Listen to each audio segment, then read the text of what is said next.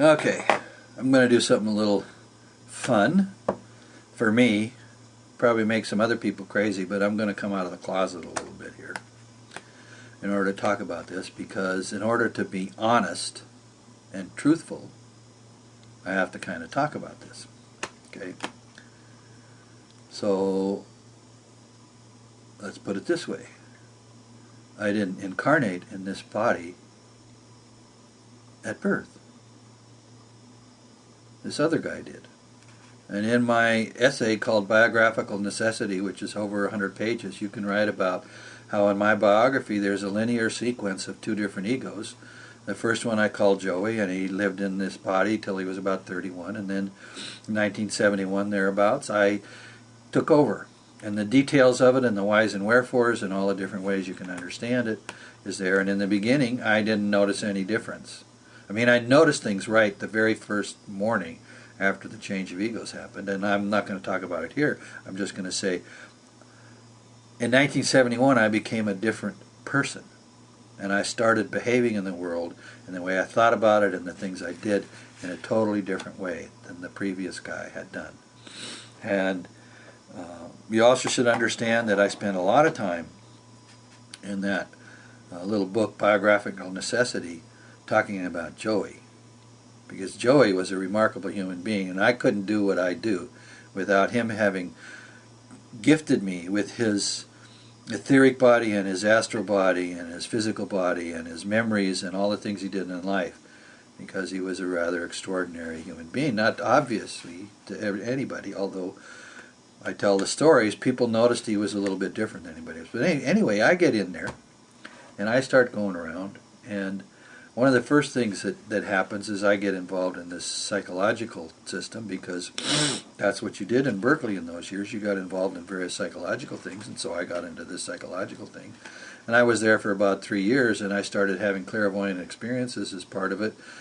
And I had no paradigm, I had no model for understanding what was going on, because Joey was, he was a very moral person in a certain way, and had originally had a lot of faith in what he understood from the Gospels. He became a kind of agnostic when he was in his 20s, but in any event, I had no context to understand why I was having clairvoyant experiences.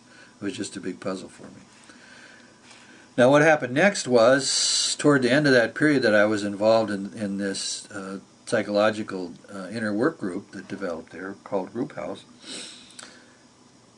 I stopped being a leader, stopped doing groups. I started out as a client, then I transferred over to being a group leader, and there's a lot of stories I could tell there, but I'm not going to get there. Anyway, I stopped doing that for different reasons, and I just started wandering around in life and going on to other things, because I was constantly transforming, because I was a new ego. I didn't realize it at the time. I had certain ideas about why I thought I was doing the things I was doing, but I was changing all the time. And people around me who knew me then were aware of it. I was aware of it, but I didn't understand it.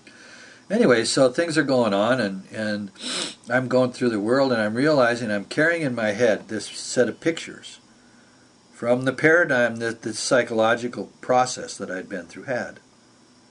We had a way of understanding what went on in the world, and it was the way I'd worked for 3 years. Then I realized I was going through life, and I was seeing everybody through this veil. Every time I saw a person or interacted with a person, one or another of these ideas that I had acquired during the process of being part of this psychological work would pop into my head, and I would picture them on the basis of this idea. And fortunately, this made me very uncomfortable. I didn't like it. And from Joey's memories and the Gospels, I began to think about this. Well, this is the mode and the beam. I'm not seeing them because I have a beam in my own eye, and this beam is this set of conceptions that I acquired when I did this psychological work. So once that was clear to me that that was happening, that I was going around looking at people through the lens of the paradigm of this psychological work, I decided to stop it. And this took a while. I had to learn to sort of control my thoughts, and it was a very practical way to learn to control your thoughts. I didn't even have this idea, control your thoughts like we get from Steiner, but I was in the middle of doing it from the necessity of being uncomfortable with going around and putting people in all these boxes. And it didn't seem right to my conscience. So I worked at stop doing it. And I eventually developed the ability over several months period of time to not think out of this paradigm when I was with other people and to just get into seeing them. You know. And then sort of at the same time, without really thinking about that, I got involved in the Tibetan Buddhism of Chogyam Trungpa because several of the people I'd worked with in the psychological group were students of his. Okay, you with me so far? So there I'm doing the thing, you know. And I just got rid of one set of ideas that was sort of running me instead of me running that set of ideas. And then I got into Tibetan Buddhism and I read all these books and I talked to all these people and I thought it was a really interesting way to look at the world, and I started doing my own thinking about it. That's in an essay called This and That, because I decided, well, if I really wanted to understand the Four Noble Truths, maybe the best way was to look at my own life and see if I could recreate what the Buddha did. And in fact, I was inspired by Chogyam Trungpa to do that. In the book Meditation and Actions, he says that the most radical thing that the Buddha did was decide to think for himself. That he set aside everything that his culture had given to him as a way of understanding the world and decided to come to his own understanding. And I took that as an inspiration and a model. And in the process of that, I'd realized that I'd also adopted all these concepts from modern Tibetan Buddhism that was being taught by Chogyam Trungpa in his books, you know, Cutting Through Spiritual Materialism, Meditation and Action, so on and so forth. And I felt the same discomfort that I'd felt when I was getting out of the paradigm, the psychological paradigm. So again, I went through this inner work to stop it from happening, that into my consciousness sort of automatically I would think about the situation from the point of view of this Tibetan Buddhism. I didn't like it, that it was happening, I didn't want it, and I didn't really realize how instinctively I was in approaching the dynamics of the philosophy of freedom, because I wanted to be free from any thought that I didn't bring into the situation through my own activity. And at that time I called it cutting the chains of the teaching. Okay? And eventually I was able to do that. I no longer thought out of Tibetan Buddhism. And I no longer thought out of the paradigm of the psychological thing. Well, about 7 years into my incarnation, I met Anthroposophy through his books.